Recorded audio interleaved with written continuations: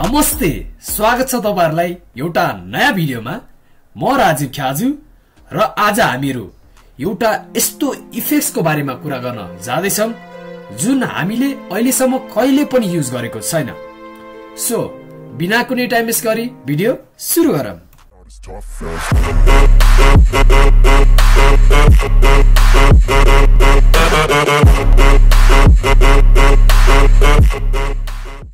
सुरुमा हामीले एउटा भिडियोलाई चाहिँ सिक्वेन्समा हामीहरु क्रिएट गर्छौं।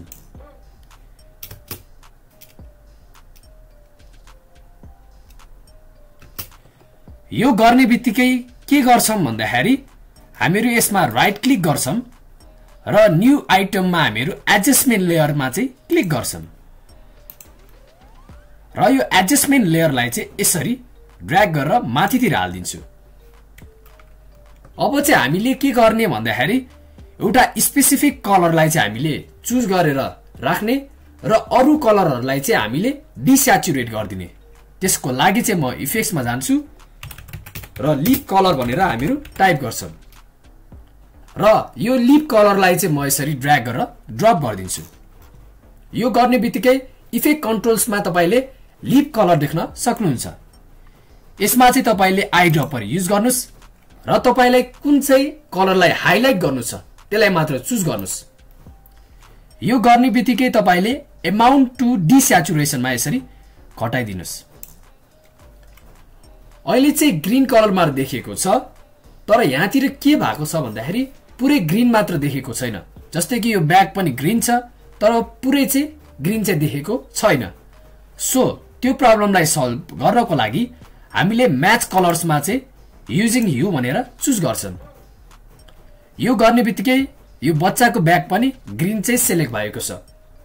यसमा पनि केही प्रब्लमहरु आउन सक्छ।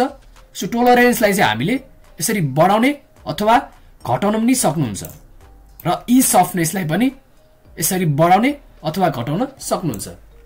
अब एउटा कुरा चाहिँ के हो भन्दाखेरि यो एडजस्टमेन्ट लेयर चाहिँ किन राखेको? एडजस्टमेन्ट लेयर नराखिकन हामीले डाइरेक्टली यसरी लिप कलरलाई चाहिँ भिडियोमा ड्र्याग गर्दा पनि हुन्छ कि हुँदैन भनेर तपाईको प्रश्न हुन सक्छ। सो यसमा चाहिँ के भन्नु छ भन्दाखेरि एडजस्टमेन्ट लेयर राख्यो भने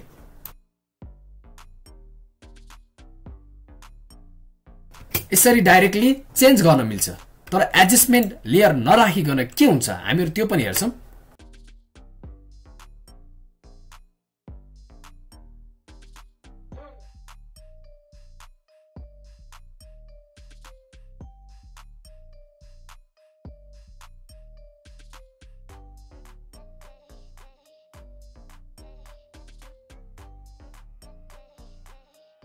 अब चाहिँ के भएको छ भन्दाखेरि सबै भिडियोमा चाहिँ एउटै तरिकाको कलर गएको छ। सो हामीले यसलाई चेन्ज गर्नको लागि यसरी कट गरेर पनि गर्न सक्छौं र यसलाई चाहिँ डाइरेक्ट यसरी डिलिट गर्न सक्छौं। तर यसरी कट गरेर चाहिँ हामीले झ्याउ हुन सक्छ।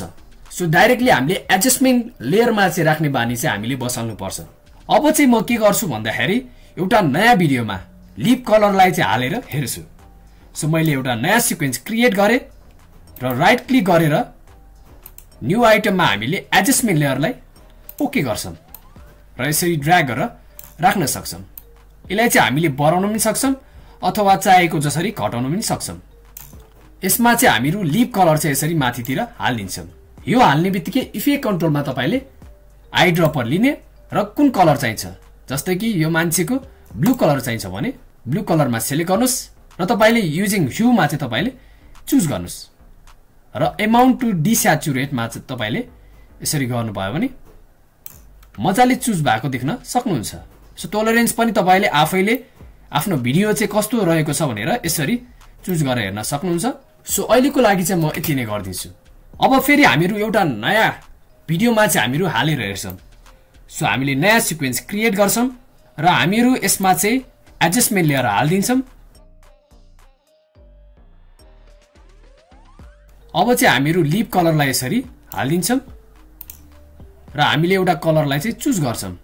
जस्तै कि यो मैले पानीलाई चाहिँ चुज गरे। यसपछि युजिङ ह्यूमा हामीले हाल्दिन्छौं र हामीले यसरी तल लिएर पनि यसरी गर्न सक्छौं।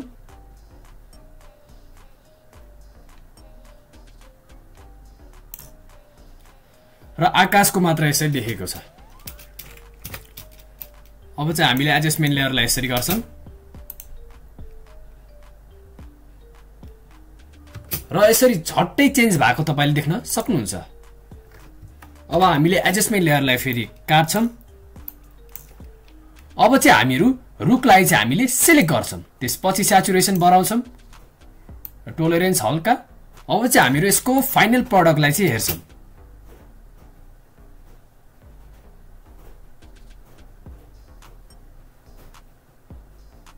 सो तपाईले पनि यो लिप कलर चाहिँ आफ्नो भिडियोमा ट्राई गर्न सक्नुहुन्छ। सो आजको लागि यति नै। हामीहरु फेरि पनि एउटा नयाँ भिडियो साथ भेट्नेछौं। तबसम्मको लागि stay safe, stay healthy and bye bye.